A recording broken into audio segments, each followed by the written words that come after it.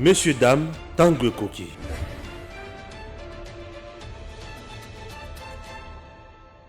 Nous sommes là à bord des Congo Airways. Chers compatriotes, Congo Airways, le léopard volant, fait toujours son travail. Et son travail, il y a même des Congolais de X coin na Y coin. C'est par exemple Patrice Emery Lumumba, Azaki na Bruxelles, la Belgique, Congo Airways, compagnie Mboka ya Bana Congo, et qui n'a quitté na Belgique et juillet, et Zongisie na Congo, Bisika à Salamoussala. Cette entreprise n'est pas en faillite. Oui, cette entreprise doit vivre, doit fonctionner pour aider les Congolais. Sur le plan commercial, elle doit aussi remplir sa mission sociale pour que le pays soit à l'aise. Un pays doit avoir de l'eau qu'on aille. Congo Airways, sur le plan, il y a la frontière, sur le plan, il y a MIPP. À garantir souveraineté, il y a Congo. Alors, vous regardez vous-même, Congo Airways a plusieurs places. Vous sentez que c'est confortable, les gens sont à l'aise ici, peuvent voyager comme ils veulent, et bien servis, calmement, avec un personnel de qualité. Donc Congo Airways n'est pas en faillite, tout va bien. Alors nous demandons à l'autorité de faire convenablement son travail. Il a reçu la RDC 5 ans plus tard, ou à peu près. Est-ce que la RDC avait vraiment besoin d'entrer dans cette organisation sous-régionale? Oui, effectivement, ça fait pratiquement 20 ans que la SADC existe et pratiquement 5 ans que nous sommes membres de cette organisation régionale. Il est vrai que la RDC à elle seule, c'est un grand pays, ça fait littéralement le 1/3 ou le 1/4 de la population totale de la SADC. La SADC compte environ 400 millions d'habitants. Et nous, Congo démocratique, nous avons 107 millions d'habitants. Ça veut dire que sur chaque 4 personnes que vous allez voir dans la SADC, une personne est congolaise. Donc nous sommes un grand pays, nous sommes un pays important. Est-ce que c'était nécessaire? Et dans l'Afrique centrale, comment pouvait-elle se retrouver dans un ensemble composé des pays de l'Afrique australe? Au fait, nous sommes un pays particulier. Étant donné que nous sommes au cœur de l'Afrique, nous sommes à la tangente entre l'Afrique australe, l'Afrique de l'Est, l'Afrique qui se trouve donc de l'Ouest. Et c'est dans ces conditions que nous sommes retrouvés également dans l'EAC. On se retrouve donc dans toutes les communautés économiques régionales. Et c'est quelque chose donc à mettre à l'actif donc de la RDC. Sauf que je considère que l'entrée dans la communauté des États de l'Afrique de l'Est était précipitée. Parce que nous ne sommes pas prêts et surtout que les relations entre nous et certains pays des États de la communauté des États d'Afrique de l'Est, ces relations ne sont pas au beau fixe. On ne peut pas faire partie d'une même organisation qui prône d'ailleurs la libre circulation des personnes et des biens et la détention d'un passeport commun si certains des pays ont des velléités d'occupation donc de notre pays. Donc je crois que cette décision-là, elle mérite d'être repensée encore. Mais en ce qui concerne donc la SADC, moi particulièrement, j'ai toujours salué l'appartenance de la RDC donc à ce bloc économique, étant donné d'abord qu'il y a beaucoup que nous pouvons gagner des relations du bloc qui comprend par exemple l'Afrique du Sud. Ils sont très avancés sur le plan du développement, sur le plan de l'industrialisation, sur le plan du commerce. Ils produisent des choses que nous ne produisons pas. Donc je pense qu'il y a des synergies que nous pouvons développer. Donc, il y a aussi l'Angola. Il y a l'Angola, il y a d'autres pays, le Zimbabwe, la Zambie, la Namibie. Mais alors, le problème, professeur, c'est que l'industrialisation devrait dominer en fait les travaux en cours. Mais comment y parvenir si on sait que 90% de tous ces pays croupissent sous le poids de la dette, de l'inflation et donc de la misère totale? C'est tout à fait vrai. Mais je crois que chaque pays doit avoir sa propre vision de développement. Ce n'est pas parce qu'on fait partie donc du bloc économique régional qu'on doit abandonner les efforts nationaux. Donc j'estime que chaque pays doit avoir sa propre stratégie de développement, sa stratégie d'industrialisation. En ce qui concerne la République démocratique du Congo, je note qu'il y a quelques efforts qui sont faits parce que le ministère de l'Industrie a pu publier tout récemment une stratégie d'industrialisation et qui tarde à se mettre en place parce qu'on n'a pas encore vu des retombées de cette stratégie-là qui a été adoptée au niveau du Conseil des ministres. Et c'est pour cela que moi, dans le cadre du plan Marshall de Nouvelle-Tchèque pour la reconstruction et le développement de la RDC, que nous parlerons tout à l'heure. Voilà, je prône une industrialisation basé sur les avantages comparatifs de la RDC que nous avons. Ces avantages comparatifs sont dans le domaine de l'élevage, de l'agriculture, de la pêche. On peut mécaniser l'agriculture, l'élevage, la pêche, produire plus, mécaniser ces secteurs-là pour mettre en place une petite industrie. Mais pour y arriver, professeur, pour y arriver, il faut quand même des préalables, notamment l'électricité. Effectivement. Et les routes. C'est pour cela que je dis cette stratégie visait les produits donc agricoles, l'élevage, de pêche, mais aussi les produits miniers.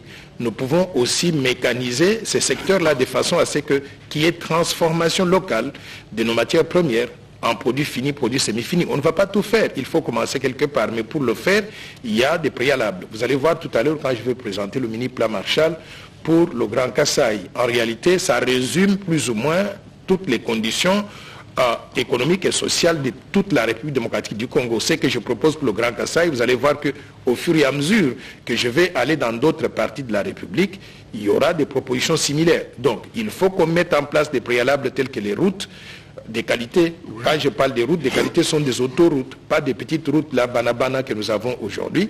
Il faut qu'on mette les préalables donc de chemin de fer. C'est très important pour le transport des choses qui pèsent très lourd.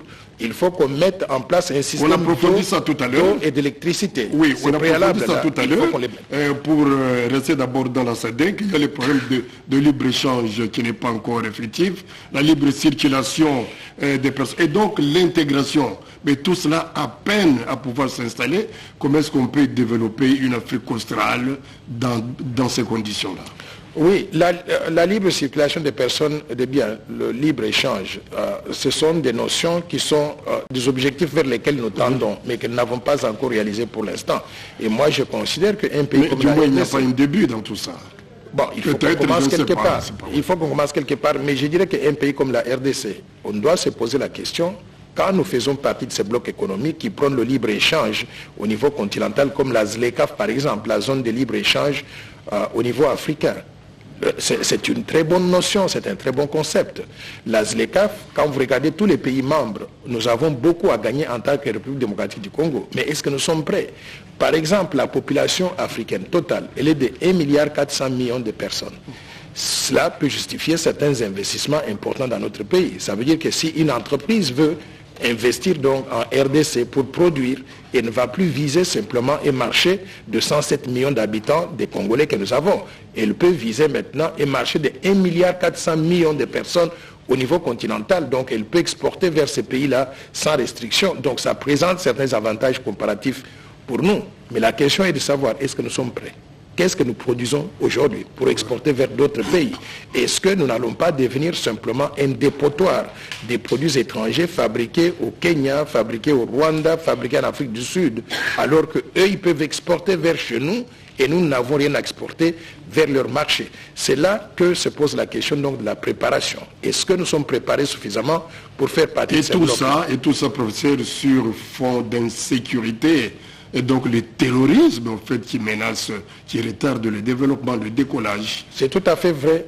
Dans un environnement de manque de paix et de sécurité, on ne peut pas justifier certains investissements. Et d'ailleurs, ça fait fuir les investisseurs, tant nationaux qu'étrangers. Mais ce qui est curieux, c'est que certains des pays qui font partie de ces blocs économiques, comme le Rwanda et l'Ouganda, c'est eux qui entretiennent là, les rébellions en République démocratique du Congo. Ce ne sont même pas des rébellions aujourd'hui, donc le masque est tombé. Ce sont des Rwandais qui viennent sur notre territoire et qui créent la désolation et l'insécurité. Maintenant que le masque est tombé, que nous connaissons qui est l'agresseur, je pense qu'au niveau de la République démocratique du Congo, nous ne devons pas nous faire endormir par des discours qui viennent d'autres pays. Nous sommes membres de la même communauté, on ne peut pas s'attaquer, on ne peut pas se faire la guerre. Nous sommes agressés, nous devons répondre avec des moyens militaires pour arriver à nous faire respecter. Professeur, je parlais tout à l'heure de la RDC, membre de toutes ces communautés. Je répète, il y a l'Union africaine, commençons d'abord par là, puisque c'est l'Union verte. Nous sommes également dans la CPGL, nous sommes dans la CEAC, on l'a dit tout à l'heure, nous sommes dans l'EAC, nous sommes dans le COMESA. Mais en fait, notre présence dans tout ça ne se justifie pas encore jusque-là. C'est-à-dire de manière palpable, que ce soit sur le développement économique ou la promotion de la paix et de la sécurité, rien du tout. Moi, je dirais que qui trop embrasse, mal étreint, comme on dit. nous sommes membres de trop d'organisations qui nous coûtent cher parce que pour toutes ces organisations-là, il faut payer les droits de membership, comme on appelle donc. Je crois que ça nous coûte cher pour rien. Et je donne l'exemple. Aujourd'hui, nous sommes membres de la CPG, la communauté des États d'Afrique, c'est pas des Grands Lacs, qui comprennent la RDC, le Rwanda et le Burundi. Mais nous sommes membres aussi de la communauté des États d'Afrique de l'Est, qui comprennent aussi le Rwanda, le Burundi et la RDC. Ça ne vaut plus la peine d'avoir la CPGL. Si nous sommes membres de la communauté des États d'Afrique de l'Est, il faut supprimer notre participation à la CPGL qui n'a plus de signification aujourd'hui. Donc, nous devons rationaliser notre participation dans ces organisations régionales. Par exemple, la SADC, je continue à penser que c'est un bloc économique important pour nous. Nous pouvons continuer à être membres donc, de la SADC, mais chercher à jouer un rôle de premier plan. J'étais très triste de voir que la RDC n'est même pas préparée pour assumer certains postes de leadership dans ces organisations-là.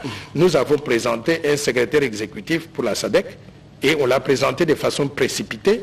Et ça nous est retombé donc sur la figure.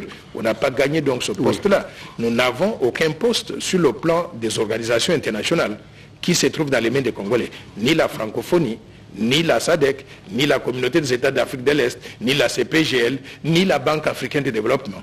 Abdoul Diouf m'a dit qu'une chose qu'il a réalisée pendant qu'il était président de la République, c'est de mettre en place une équipe qui ne travaillait que pour le placement des Sénégalais dans des organisations internationales. C'est pour ça que vous trouvez des Sénégalais partout. Vous allez aux Nations Unies, vous trouvez des Sénégalais. À la Banque africaine de développement, vous trouvez des Sénégalais. Vous allez partout. C'est une stratégie. Même le Rwanda a eu. Moi, je voudrais dire, il y a un secret que je ne peux pas dévoiler ici. Nous pouvons régler ce problème-là d'une façon un peu plus maligne que ce que nous faisons aujourd'hui. Je voudrais demander aux autorités politiques aujourd'hui qu'il n'est pas, on ne doit pas avoir honte de demander aux autres ce qu'ils font pour arriver à placer les leurs. Et nous avons des idées, étant donné que nous avons fait partie de ces grandes organisations et nous connaissons comment les choses se passent. Ceux qui n'y ont jamais été ne peuvent pas comprendre comment les choses se passent à l'intérieur. Vous avez l'expertise sur place, il faut l'utiliser, plutôt que de faire l'arrogant et de faire retarder notre pays sur beaucoup de plans. Alors, je précise à l'intention des téléspectateurs que notre invité a été haut fonctionnaire au sein de la Banque mondiale. Et pendant combien d'années? J'ai passé 30 ans à la Banque mondiale. Avant d'aller à la Banque mondiale, j'ai fait 10 ans dans les banques commerciales et d'investissement à New York. Voilà, c'est que vous avez une vision tout à fait globale des développements, des problèmes de développement au niveau de plusieurs pays. Alors, revenons maintenant chez nous. Vous aviez proposé à un certain moment, en ce qui concerne le décollage de la République démocratique du Congo, si vous avez appelé le plan Marshall. En fait, c'est un plan, peut-être, je me trompe, vous pourrez me corriger, que vous avez calqué sur le plan Marshall qui avait été conçu par les États-Unis au lendemain de la Deuxième Guerre mondiale envers les pays européens. Non, je n'ai pas calqué mon plan Marshall sur le plan américain pour les pays européens. Mais je me suis inspiré de l'idée. Au fait, le terme plan Marshall est devenu un terme générique qui veut dire simplement un plan de reconstruction. Si j'avais appelé mon plan le plan Tchani, beaucoup de personnes se seraient demandé mais qui est Tchani, il sort d'où? Donc ils n'auraient pas compris de quoi il s'agissait. Ils allaient penser peut-être que c'était un plan de construction d'un bâtiment ou d'une maison. Mais en appelant le plan Marshall de Noël Tchani pour la reconstruction et le développement de la RDC, dès que quelqu'un voit le titre, il sait exactement qu'il s'agit d'un plan de développement d'un pays qui s'appelle la République. Alors qu'est-ce que vous proposez pour la RDC? Pour la RDC, j'ai proposé que nous puissions partir des faiblesses que nous avons aujourd'hui et essayer de les résorber au fil du temps pour mettre en place les conditions d'un développement économique et social accéléré. Pour cela, j'ai proposé un plan que j'ai actualisé d'ailleurs, après les élections de 2018, et après Covid-19, et après aussi la guerre russo-ukrainienne. J'ai proposé un plan aujourd'hui qui s'articule autour de 50 programmes. 50 programmes bien articulés. C'est comme une pièce de puzzle. C'est trop ambitieux tout de même. C'est très ambitieux, nous devons avoir des ambitions pour notre pays. 50 programmes qui, si nous les mettons en œuvre, le Congo sort du sous-développement et devient un pays émergent. Notamment lesquels? Bon, je vais mentionner quelques programmes. 2 ou 3. Les plus importants. En fait. Voilà. Déjà, dans le domaine de la gouvernance et de l'état des droits, nous devons avoir une administration publique de qualité et une justice qui fonctionne. C'est-à-dire mettre l'homme qu'il faut à la place qu'il faut et asseoir tout ça sur des lois que tout le monde donc respecte. C'est pour ça que je suis triste de voir qu'on prône d'un côté la bonne gouvernance et l'état de droit.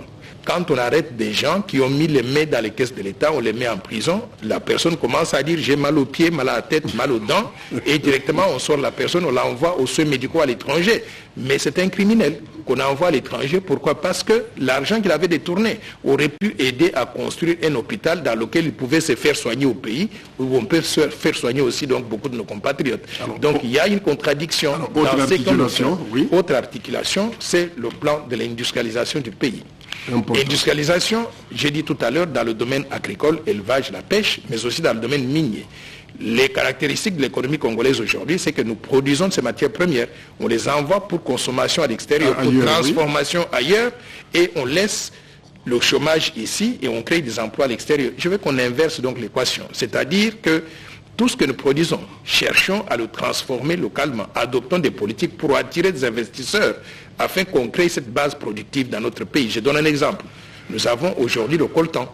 Le coltan est utilisé pour la création, pour la fabrication des téléphones cellulaires.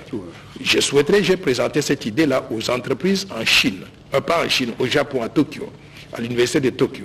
Il y a un Japonais qui m'a demandé, mais est-ce que vous avez la capacité de faire la transformation pour créer des iPhones congolais, par exemple? Je lui ai dit, nous devons mettre en place un programme de coopération où on fait venir des Chinois dans les laboratoires congolais, ils vont travailler avec des Congolais, on va leur donner des moyens et on va leur donner comme objectif de nous produire un iPhone congolais en l'espace donc de 2 ans. Ce premier iPhone congolais produit par les Congolais et les Japonais aura peut-être la participation japonaise à concurrence de 80%. Mais les années qui vont suivre, on va diminuer cette participation japonaise pour que les Congolais prennent donc le dessus. Pour qu'au bout de 5 ans, par exemple, les iPhones deviennent un produit congolais produit par les Congolais en République démocratique du Congo. Ce raisonnement-là peut être appliqué à tous les minéraux congolais. Mais nous devons pour cela investir dans la recherche, le développement, investir dans les universités pour qu'elles produisent des gens de qualité, des gens capables de pouvoir ajouter de la valeur à ce que nous voulons donc réaliser comme vision de développement. Mais un troisième programme important. J'avais proposé, lors des élections de 2018, de créer ce que j'appelle 244 villes et villages modernes. Et c'est à vous que j'avais présenté ici, lors donc de débats. Dans une émission, Voilà. Et 244 villes et villages modernes, ça veut dire quoi? C'est-à-dire qu'on prend une ville pilote, comme ma ville natale de Nganajika. Nganajika, c'est une ville agricole. Nous allons mettre en place un programme de développement agricole en Nganajika. Mais en prenant ces produits-là, on va les transformer localement en des boîtes de conserve, en des sachets, en utilisant donc des entreprises qu'on aura installées dans une zone industrielle, toujours en Nganajika. Maintenant, il y aura un quartier résidentiel, un quartier administratif à construire, des quartiers socio-culturels. Une fois que nous avons réalisé, et on va installer maintenant des quartiers urbanisés, où il y a de l'eau et de l'électricité. Une fois que nous avons fait ça, nous avons développé Nganajika qui deviendrait comme une petite ville européenne ou américaine. Nous allons répliquer ce modèle-là 244 fois en République démocratique du Congo pour couvrir toutes les 26 provinces afin de créer les mêmes conditions de vie partout sur l'ensemble du territoire national. En prenant en compte également l'initiative privée. En tenant compte bien sûr de l'initiative privée. Quand je dis que nous allons créer, cela ne veut pas dire que c'est seulement l'État qui le fait. L'État met en place des conditions et attire les investisseurs privés qui vont réaliser donc certains détails de ce projet-là. Ça, c'est un mini plan Marshall pour la reconstruction de la RDC, en réalité. Avec les pays européens. Avec un financement estimé à combien? Et le plan Marshall national. Et qui viendrait d'où? Voilà, le plan Marshall national, je l'estime à 1000 milliards de dollars sur 15 ans. 1000 milliards de dollars sur 15 ans. N'ayez pas peur des chiffres. C'est possible. C'est possible, je vais vous dire pourquoi. Avec, vous savez, avec un budget de moins de 10 milliards. Je vais vous dire que le budget congolais de 10 milliards, là, il est ridicule. Nous sommes capables, en tant que pays, d'avoir un budget de 75 milliards de dollars par an. C'est pour ça que je dis nous saluons beaucoup les efforts de l'IGF et moi, je salue ces efforts-là. Mais ce n'est pas assez. Il faut faire plus. Nous devons être très rigoureux dans la mobilisation donc, des recettes. Et pour l'instant, nous tournons autour du pot et on n'a pas encore atteint la vitesse des croisières. Ce Congo est capable d'avoir un budget de 75 milliards de dollars par an. L'Angola à côté a un budget qui vacille entre 35 milliards et 66 milliards en fonction de l'évolution des prix du pétrole. Le Nigeria touche donc dans les environs donc de 500 milliards de dollars de budget. Donc nous ne pouvons pas être ce grand pays avec tant de potentialités et nous n'avons qu'un petit budget. Et vous savez d'ailleurs, sur le plan des potentialités, le Congo a 1100 minéraux métaux précieux différents, d'une valeur estimée à combien? 38 000 milliards de dollars. Ça veut dire que ce que je propose là, les 1000 milliards de dollars, c'est le 1/40e de cela. Imaginez simplement que vous avez une grande maison qui vaut 40 milliards de dollars et vous voulez emprunter simplement 1000 milliards contre donc cette maison-là. Tout le monde doit être à mesure donc de vous prêter. Donc c'est une question d'organisation et de vision et moi je pense que ce que je propose est tout à fait réaliste. Professeur, vous ne rêvez pas, permettez-moi le mot. Vous savez, les grandes réalisations ont commencé par des rêves. John F. Kennedy aux États-Unis, il avait rêvé placer un Américain sur la Lune. Et les gens l'avaient pris pour un fou. Et devinez quoi? Même pas longtemps, ça n'a pas duré. Kennedy est mort en 1961. En 1967, les États-Unis larguaient un Américain sur la Lune. Donc le rêve, tout commence par un rêve. Et si ce rêve-là est réaliste et on y travaille pour le réaliser, on va y arriver. Mon rêve à moi est tout à fait réaliste. Pendant que je suis vivant, ce Congo va se développer. Il faut qu'on se mobilise tous pour travailler pour que cette vision devienne une réalité. Et tout ça, vous avez partagé avec les autorités nationales? Je fais des émissions comme les vôtres et ils me suivent. Hein. Tous là, ils me suivent. On sait très bien parce que les gens, il y en a qui sont autour de là-bas qui disent simplement, chef, vous avez dit, Noël Tchani vous a critiqué là-dessus. Et ils commencent à tirer sur Noël Tchani. Mais ils ne voient pas le bon côté des idées que Noël Tchani propose. Ces idées, je les ai remises dans des livres qui résume mon plan Marshall. Je remis cela au président de la République, Félix Antoine Tshisekedi. Est-ce que cela peut permettre le décollage de tous ces territoires qui prennent dans la pauvreté, dans la misère aujourd'hui? Je viens de faire le tour du Grand Kasaï, on va revenir là-dessus. Je peux dire que le programme de 145 territoires, je pense qu'il est mal conçu. Les gens ne savent pas comment il faut monter le programme et le mettre en œuvre. C'est une copie mal faite de mon programme de 244 villes et villages modernes. Et je voudrais qu'on ait un peu plus d'ambition que de donner 10 millions de dollars à un territoire. Un territoire comme Ngandajika, il n'y a rien absolument.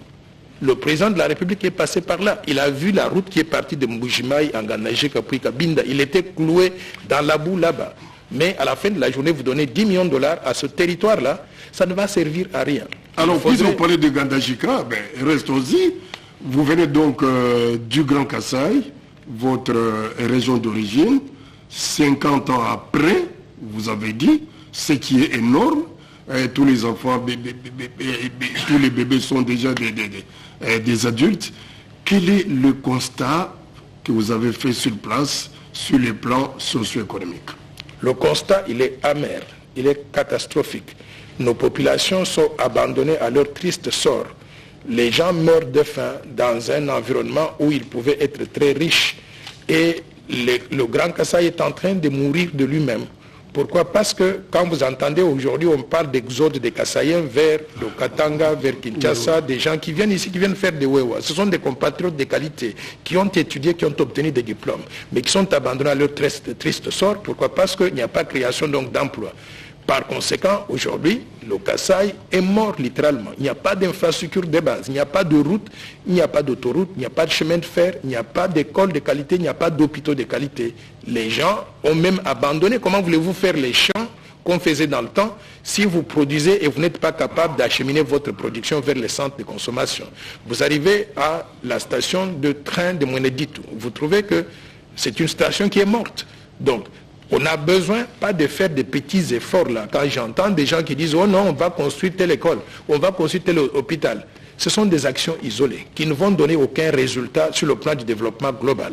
Je propose qu'on ait un véritable plan de développement du Grand Kasaï. Et j'appelle ce plan-là le mini-plan Marshall de Noël Tchani pour la reconstruction et le développement du Grand Kasaï. Mais pour vous, professeur Noël Tchani, qu'est-ce qui est à la base de cette dégénérescence du Grand Kasaï aujourd'hui par rapport au temps que vous avez connu? Il y a plusieurs facteurs. Un, manque de leadership tant au niveau national qu'au niveau régional pour entretenir les activités qui pouvaient développer le pays. Le pays a été abandonné non seulement dans le Grand Kasaï, mais sur l'ensemble du territoire national. Ça a été abandonné. Pas de leadership au niveau national, au niveau provincial. Deux, on n'a pas fait les investissements qu'il fallait pour entretenir ce qui existait déjà ou pour créer davantage. Je donne l'exemple. Les routes que les Belges ont laissées, ces routes-là étaient goudronnées. on n'a pas entretenu le goudron. Donc les routes ont disparu et on est redevenu à l'étape de la pierre taillée. J'ai vu, moi, sur le chemin allant de Mbujimai en Ngandajika, des gens qui partent avec des vélos et qui mettent des marchandises derrière le vélo là, en train de pousser comme ça de Ngandajika jusqu'à Mbujimai, une distance de 90 km. J'ai vu cela sur le chemin de Ngandajika, Luputa, Mweneditu, Mbujimai. Partout dans le Grand Kasaï, c'est la désolation. Donc, manque de leadership, manque de vision, on n'a pas entretenu et l'État a disparu. L'État n'existe que de nom. L'État est devenu simplement un service de rançonnement des gens. Vous passez partout, vous trouvez des policiers qui vous demandent de donner du café. Mais est-ce que l'État doit se résumer à ça? Il n'y a pas eu d'investissement qu'il fallait faire pour que l'État continue à fonctionner et encadre les gens en orientant les efforts de ces gens-là vers des activités productives. Mais où sont passées alors les quelques unités de production qu'il y avait dans l'État? Mais ça a disparu, par exemple, en Ngandajika. Il y avait une grande compagnie qu'on appelait la Kotongo et l'Onafitex, qui faisait cultiver les paysans. J'ai vu ça moi-même parce que j'ai vécu une expérience similaire. À Kabinda aussi. Vous allez aujourd'hui à Onafitex, il n'y a plus que des gens ont même envahi donc les terrains là-bas. Ils ont construit des maisons pour habiter là-bas. Donc les entreprises ont disparu. Alors, est-ce que nous sommes condamnés à la fatalité? Moi je pense non, nous pouvons reconstruire le Grand Kasaï, mais également la République démocratique du Congo. Alors, votre contribution maintenant? Qu'est-ce que je propose pour relancer la vie dans le Grand Kasaï, arrêter l'exode rural, relancer l'économie et créer des opportunités pour tout le monde? Je propose un mini-plan Marshall qui va être mis en œuvre sur une période donc de 5 ans pour transformer fondamentalement les vies de tout le monde. Ce mini-plan Marshall comprend 16 pour le Grand Kasaï seulement. Pour le Grand Kasaï seulement. Parce que ce que je fais, c'est que j'ai subdivisé, j'ai subdivisé le Grand Plan Marshall pour la République démocratique du Congo en 8 mini-plans Marshall. Un pour le Grand Kasaï, un pour le Grand Katanga, l'autre pour le Grand Kivu, l'autre pour la Grande Province orientale, l'autre pour le Grand Équateur, pour le Grand Bandundu, pour le Congo central et pour Kinshasa, la capitale. 8 mini-plans Marshall. Alors maintenant, chaque fois que je vais aller dans chacune de ces parties-là, je vais annoncer les détails du mini-plan Marshall concernant cette partie-là. Parce que je viens donc du Kasaï, je vous propose le mini-plan Marshall suivant pour relancer donc l'économie. Il y a 16 composantes. La première composante consiste à mobiliser l'aide humanitaire nationale et internationale urgente pour secourir les plus démunis et arrêter l'exode massif des Kasaïens vers d'autres provinces. Mais professeur, pourquoi j'arrive? Donc là, vous allez encore nous replonger dans les dettes. Moi, je pense, vous pouvez d'abord me laisser présenter le mini-plan Marshall dans toutes les idées, les 16 composantes, et maintenant on peut discuter là-dessus et je vais vous dire qu'il n'y a pas de dette à mobiliser pour cela. Bon, prenez les grands axes alors, puisqu'il y en a 15 ou 16. Voilà, c'est important que les gens, ces axes-là sont complémentaires. Il faut que les gens comprennent ce que nous avons envisagé. Ça, c'était l'aide humanitaire, c'était le premier programme. Deuxième programme, le désenclavement intérieur par la construction de 3 autoroutes. Je ne parle pas des 1000 autoroutes, des 3 autoroutes reliant toutes les 5 provinces du Grand Kasaï, qui sont lesquelles? Kasaï central, Kasaï, la Lomami, Sankuru et le Kasaï oriental. Ces autoroutes, les 3 là, sont les suivantes. 1, allant de Mweneditu à Luputa, Ngandajika, Mbujimai, Kananga, et aussi arrivant jusqu'à la frontière avec l'Angola. Deuxième autoroute, allant de Chilengi, Katanda, Kabinda, Lubao et Kindu. Et enfin, troisième autoroute, allant de Mbujimai, Kabeyakamwanga, Lac Mungamba, Gimbelenge et Lusambo. Ça, ce sont des routes. 3 routes seulement. Maintenant, on doit trouver la solution au problème éternel d'eau et d'électricité de la sous-région du Grand Kasaï par la construction des barrages hydroélectriques de Kafumbu en Ngandajika, Katende au Kasaï central, Tchala en Mbujimai et aussi Mouchi à Kabinda. 4.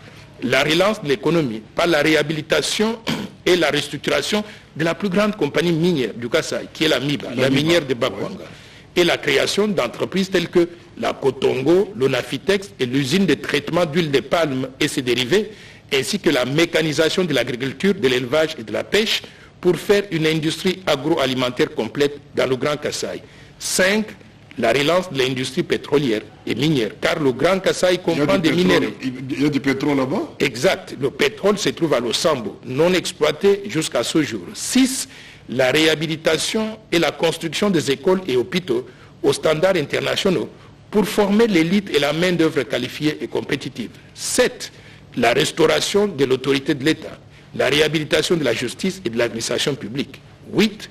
La restructuration de la SNCC, le chemin de fer, et l'extension de la ligne de Mwenaditu à Mbujimaï et jusqu'à Kananga, arriver jusqu'à Ilebo.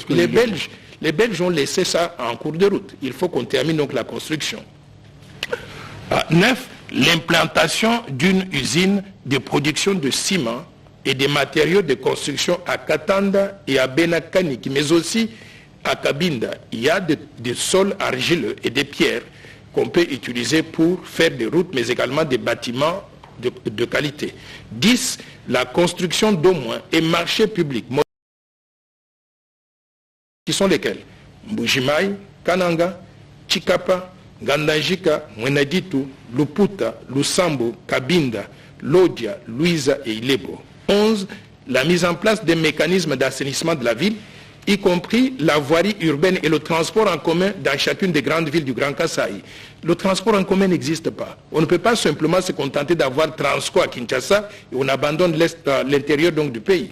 12. La construction d'un aéroport international en Mbujimaï. Il faut que le centre de la République ait un aéroport international.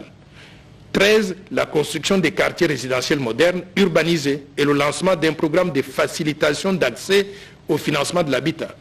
14. La construction des routes intermédiaires principales et des dessertes agricoles dans chacune des villes du Grand Kasaï. 15. Promouvoir les valeurs kassaïennes et la citoyenneté congolaise. Et enfin 16. La mise en place des mécanismes de financement congolais de l'économie, incluant entre autres la création des banques de développement et commerciales pour la RDC. Et les banques de développement couvriront des domaines spécialisés tels que le financement de l'habitat, de l'agriculture, de l'élevage, de la pêche et de l'industrie. Donc voilà le contenu du mini-plan Marshall pour le Grand Kasaï qui est évalué à 15 milliards de dollars. Maintenant, pour trouver de l'argent. Voilà, pour trouver de l'argent, voici. Je vous ai dit tout à l'heure que le plan global au niveau national, c'est 1000 milliards de dollars sur 15 ans. Mais alors pour trouver maintenant pour le Grand Kasaï simplement, je propose qu'on travaille avec le gouvernement national, mais également avec les bailleurs de fonds et des investisseurs directs privés. Car beaucoup de projets que je propose ici peuvent être réalisés avec des investisseurs privés. Je donne l'exemple. On veut développer le barrage hydroélectrique de Kafumbu. Moi, je suis en pourparlers avec un groupe d'investisseurs privés qui sont prêts à mettre tout l'argent qu'il y a pour Kafumbu, mais à condition qu'on leur donne aussi les domaines d'exploitation agricole, donc dans cette partie-là. Nous pouvons mobiliser ces investisseurs privés qui viendraient des États-Unis, du Canada, et qui mettraient, ou des pays européens ou d'Asie, qui mettraient donc le paquet qu'il faut pour mobiliser ces ressources-là et mettre en valeur donc les matières premières que nous avons, en créant donc ces conditions-là, en faisant les routes, en faisant les barrages hydroélectriques. On a créé les conditions maintenant pour que tout le monde vienne investir dans ce coin-là. Donc les 15 milliards de dollars, nous pouvons les mobiliser en utilisant notre intelligence. Mais il faut qu'on travaille avec le gouvernement central parce que moi, je ne suis qu'en dehors du gouvernement. Mais ceux qui sont à l'intérieur du gouvernement, je voudrais leur demander, Monsieur le Président de la République, invitez Noël Tchani au Conseil des ministres, je vais vous épater en vous présenter tout ça et nous allons déterminer ensemble comment on peut mobiliser des investisseurs privés pour arriver à mettre en œuvre ce plan Marshall qui va transformer la vie de tous nos concitoyens. Voilà, professeur, je vous promets que nous allons nous retrouver dans 2 ou 3 semaines pour analyser point par point tout ce que vous avez proposé dans votre plan Marshall pour le développement non seulement de la RDC mais également de la région du Kasaï. Donc je vous promets, c'est une promesse, donc c'est un rendez-vous qui est déjà pris. J'accepte le rendez-vous. Je crois que nous pouvons nous arrêter par là. Je termine, vous serez candidat à la présidentielle. En 2023. En 2023. Nous sommes en train d'analyser exactement la situation sur le terrain. Je constate qu'il y a beaucoup de ratés. Et depuis 2018, il faut se demander quel est l'impact réel de la gouvernance congolaise sur le niveau de vie de nos concitoyens. J'estime que nous pouvons apporter des correctifs à cela. Mais il faut toujours avec votre loi La loi Tchani, de verrouillage de l'accès aux fonctions de souveraineté, c'est une réalité. Vous savez quoi? Cette loi-là a créé des conditions aujourd'hui pour tous les Congolais de regarder dans la même direction. Je suis allé à l'intérieur du pays, partout, je suis passé, à commencer par Kinshasa, partout. Le slogan aujourd'hui, c'est de père et de mère. C'est plus puissant qu'un parti politique. Je peux dire que ceux qui pensent qu'ils ont des partis politiques très répandus partout, ils perdent leur temps.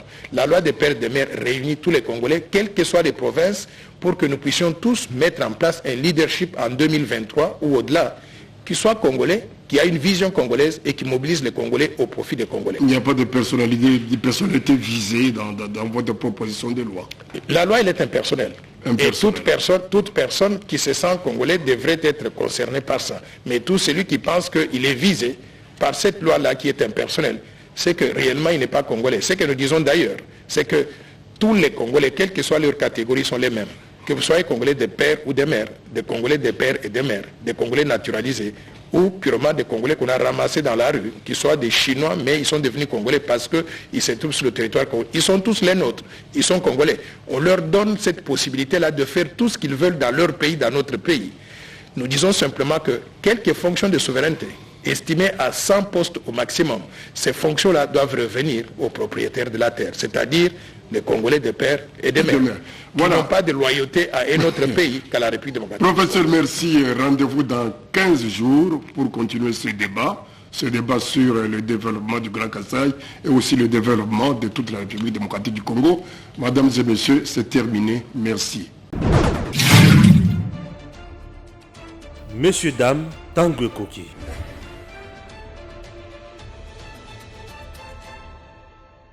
Nous sommes là à bord des Congo Airways. Chers compatriotes, Congo Airways, le léopard volant, fait toujours son travail.